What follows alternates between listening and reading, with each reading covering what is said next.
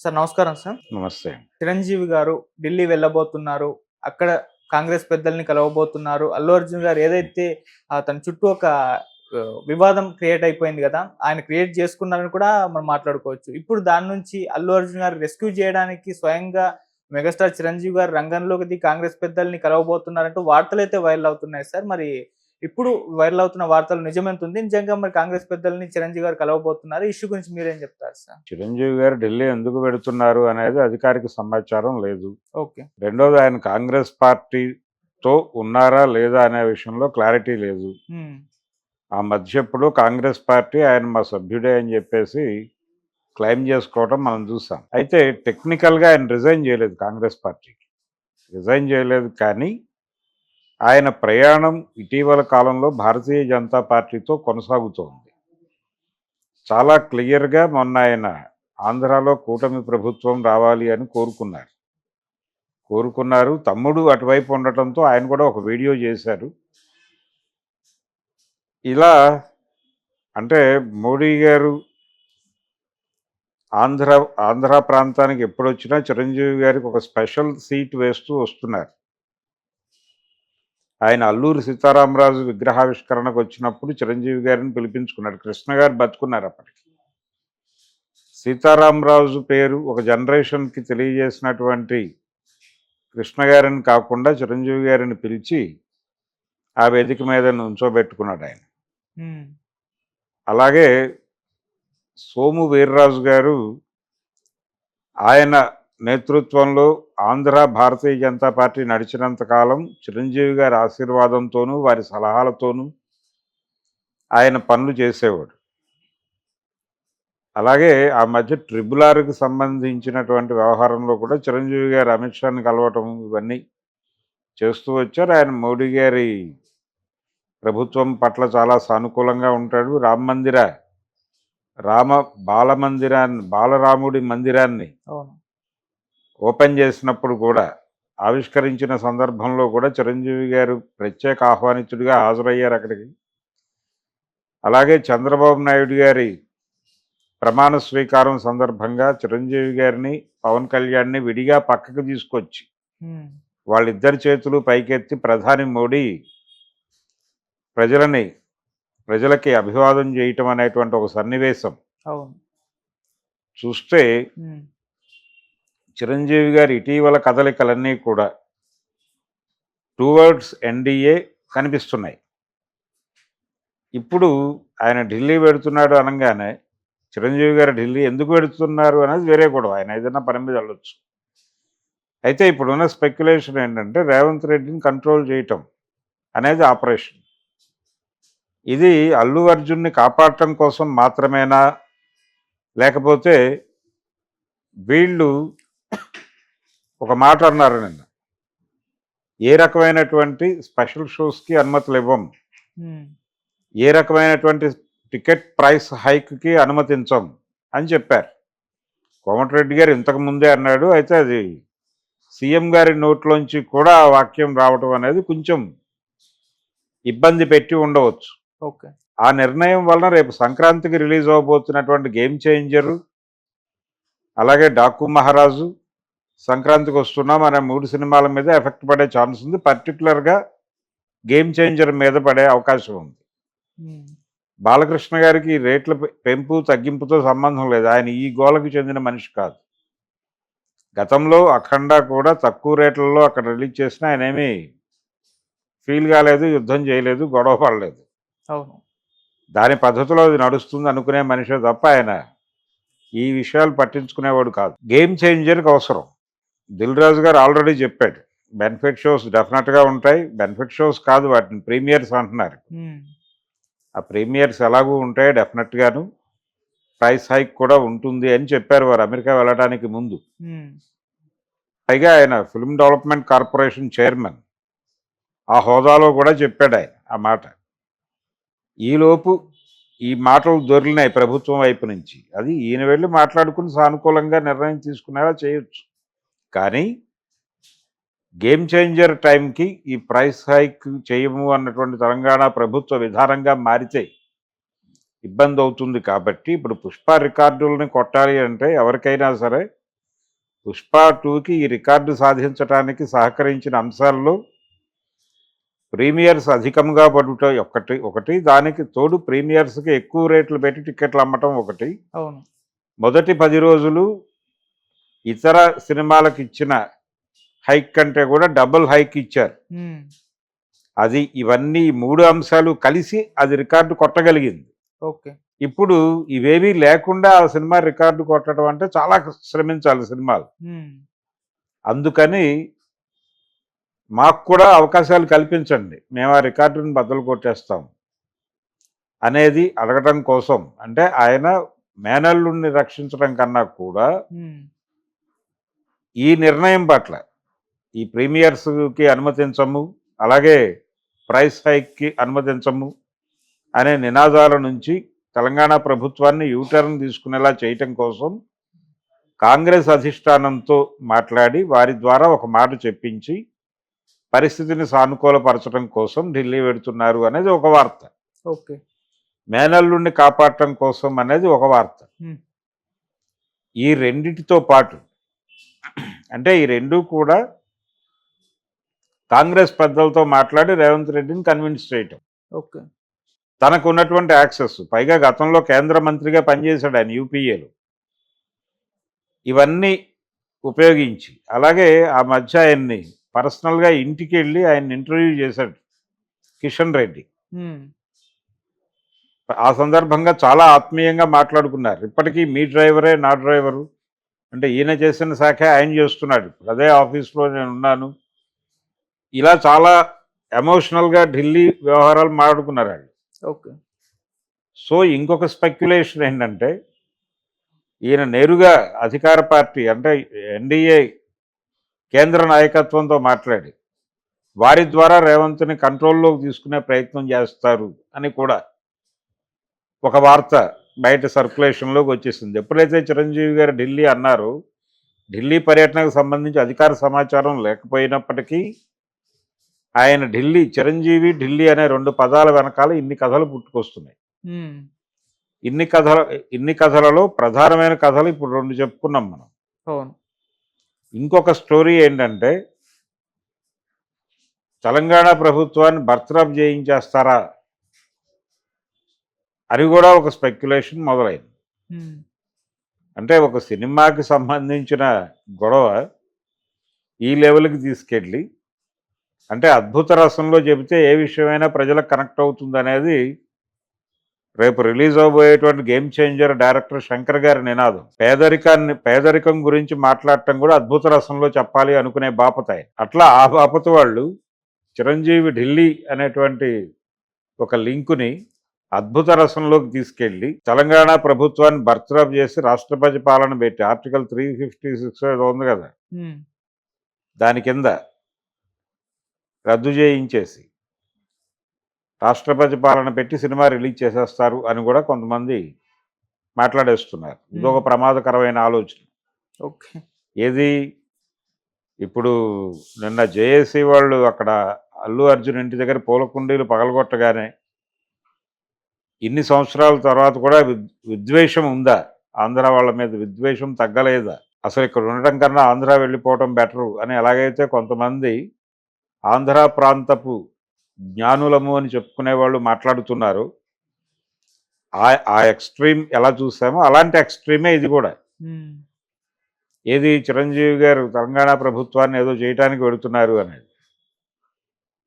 ఇది ఎలా ఉంటుందంటే దున్నపోతు ఈనిందంటే దూడను కట్టేయండి అన్న లెవెల్కి పెడుతున్నారు. కాబట్టి స్పెక్యులేషన్స్ రకరకాలుగా ఉంటున్నాయి. అంటే ఎవరి పద్ధతిలో వాళ్ళు ఒక ఊహాగానాన్ని మార్కెట్లో వదిలేస్తున్నారు. చిరంజీవి గారు నిజంగా ఢిల్లీ వెడితే ఒక అవకాశం, ఆయన కాంగ్రెస్ పార్టీ పెద్దలతో మాట్లాడి పరిస్థితిని సానుకూలపరచడానికి వెళ్ళాల్సిన అవసరం ఉండుండొచ్చు. ఎందుకంటే అరవింద్ గారు చెబితే చిరంజీవి గారు కన్సిడర్ చేస్తారు, చేసి ఎందుకు మనం చూద్దాం, ఇది ఢిల్లీ లెవెల్లో మాట్లాడదాం అని ఉండొచ్చు అని ఆ మేరకు హామీ ఇచ్చి ఉండొచ్చు. ఆ నేపథ్యంలో ఈ కథనాలన్నీ సర్క్యులేట్ అవుతూ ఉండుండొచ్చు. ఓకే. దీనికంటే ముందు ఇంత ఇంత లెవెల్లో అక్కర్లేదు. ఉమ్, ముందు సానుకూలంగా అరవింద్ గారు, చిరంజీవి గారు, అల్లు అర్జున్ గారు అందరూ కలిసి సిటీ కమిషనర్ ఆనంద్ గారిని కలిసి, అయ్యా నిన్న మీరు ప్రెస్ మీట్ మేము చూసాము, జరిగిన దానిలో మా లోపం కూడా ఉండుండొచ్చు, ఆ తప్పు ఏదైనా మా వైపు నుంచి జరుగుంటే అక్కడ తొక్కిసలాట ఏర్పడటం వెనకాల నా ప్రవేశము వలన ఉద్భవించినటువంటి పరిస్థితులు కారణం అయ్యుంటే అందుకు నేను బేషరతుగా క్షమాపణ చెప్పుకుంటున్నాను. అలాగే గతంలో నేను మాట్లాడిన మాటలన్నిటినీ విత్డ్రా చేసుకుంటున్నాను. ప్రెస్ మీట్లో నా మీద నా క్యారెక్టర్ అసాసిన్ చేయడానికి ప్రయత్నం చేస్తున్నారు అని చెప్పినటువంటి మాట, దాంతోపాటు చాలా అబద్ధాలు ప్రచారం అయిపోతున్నాయి అని చెప్పిన మాట, తన్ని టార్గెట్ చేస్తున్నారు అనేటువంటి మాట, ఇవన్నీ విత్డ్రా చేసుకుంటున్నాను నేను. ఉమ్, నేను నా వైపు నుంచి జరిగిన తప్పులకి క్షమాపణ వేడుకుంటున్నాను. అలాగే కేసుకు సంబంధించి చట్టం ఎలా చేస్తే అలా జరుగుతుంది, దానికి నేను సహకరిస్తాను. ఫర్దర్గా ఈ ఇష్యూలో మేము మా వైపు నుంచి ఏ రకమైన సహాయం కావాలన్నా మేము చేయడానికి సిద్ధంగా ఉన్నాం. ఆ కుటుంబానికి దానికి సహకరించండి. మీకు కలిగించిన అసౌకర్యానికి అంటే మా వైపు నుంచి కొన్ని వ్యాఖ్యలు రావటం వలన మీరు ఒక ప్రెస్ మీట్ పెట్టాల్సిన పరిస్థితి వచ్చింది. ఆ పరిస్థితి తీసుకొచ్చినందుకు మేము బాధపడుతున్నాం ఇప్పుడు. అందుకని మీకు సారీ చెప్దామని వచ్చాం. సారీ చెప్పడం తప్పేం కాదు. ఒక ఐపీఎస్ ఆఫీసర్కి సారీ చెప్పడం అనేది వాళ్ళ స్థాయి తగ్గించినట్టేం కాదు.